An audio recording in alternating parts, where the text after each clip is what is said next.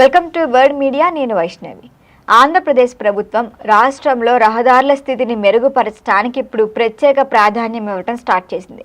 మరి కూటమి సర్కార్ రాష్ట్రాన్ని అభివృద్ధి పదంలో ముందుకు తీసుకువెళ్ళటానికి అంతర్జాతీయ దిగ్గజ కంపెనీల నుంచి లక్షల కోట్ల పెట్టుబడులను ఆకర్షించడానికి ఎంతగానో ప్రయత్నిస్తోంది. అయితే పెట్టుబడులు రావాలంటే రహదారులు కూడా సరిగ్గా ఉండాలి కదా. ఒకవేళ రహదారులు సరిగ్గా లేకుంటే వ్యాపార కార్యకలాపాలు ప్రభావితమయ్యే ఛాన్స్ ఉంటుంది. కాబట్టి రోడ్ల పరిస్థితి ఎల్లప్పుడూ తగిన స్థాయిలో ఉండేలా చూసుకోవాలని ఇప్పుడు దాని మీద ఫోకస్ చేస్తోంది ప్రభుత్వం. మరి నేపథ్యంలో సీఎం చంద్రబాబు అధికారులు దాంతోపాటు సంబంధిత విభాగాల కోసం స్పష్టమైన ఆదేశాలు జారీ చేశారు. రాష్ట్రంలోని రోడ్ల అభివృద్ధి, మరమ్మతులు, దాంట్లో ఉండే గుంతలు ఇంకా నాణ్యతా ప్రమాణాలు పాటిస్తూ చేయాలని కూడా సూచించారు. పనులను పరిశీలించడానికి రాష్ట్ర R&B శాఖ మంత్రి, ప్రత్యేక ప్రధాన కార్యదర్శి, ఇతర అధికారులు కూడా క్షేత్రస్థాయిలో వెళ్లి పర్యవేక్షించాలి అని చెప్తున్నారు. అయితే కాంట్రాక్టర్లు పనులు ప్రారంభించకపోతే తగిన చర్యలు తీసుకోండి అని కూడా.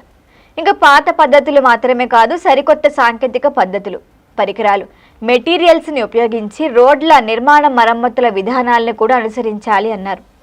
అయితే ఇంజనీర్లు ఈ విధానాలను తెలుసుకొని దాన్ని అమలు చేయడానికి సమర్థవంతంగా పనిచేయాలని చెప్తున్నారు. మరి ఈ సంవత్సరం రహదారుల అభివృద్ధి పునరుద్ధరణకు ప్రభుత్వం మొత్తంగా అయితే 2,500 కోట్ల వరకు కేటాయించింది. మరి ఈ నిధుల ద్వారా కనుక చూస్తే 5,471 కిలోమీటర్ల రహదారులను అభివృద్ధి చేసేందుకు అనుమతులు వచ్చాయి. వీటిలో చాలా వరకు టెండర్ల ప్రక్రియ కూడా పూర్తయిపోయింది.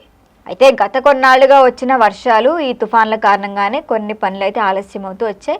ఈ పనులను ఇప్పుడు తిరిగి ప్రారంభించాలని కూడా ప్రభుత్వం ఆలోచించింది. ఇంకా మొన్నటికి వచ్చిన తుఫాన్లు, వర్షాల వల్ల కూడా కొన్ని రోడ్లు దెబ్బతిన్నాయి. ఏకంగా 4,794 కిలోమీటర్ల మేర రోడ్లు అయితే దెబ్బతిన్నాయి. మరి వీటిని మరమ్మతులు చేయాలంటే అదనపు నిధులు కూడా కేటాయించాలి. దీనికి ఆర్థిక శాఖకి కూడా ఇప్పటికే ప్రతిపాదన పంపడం జరిగింది. మరి త్వరలోనే ఈ ప్రతిపాదనకు ఆమోదం వచ్చే ఛాన్స్ కూడా ఉన్నట్లు సమాచారం.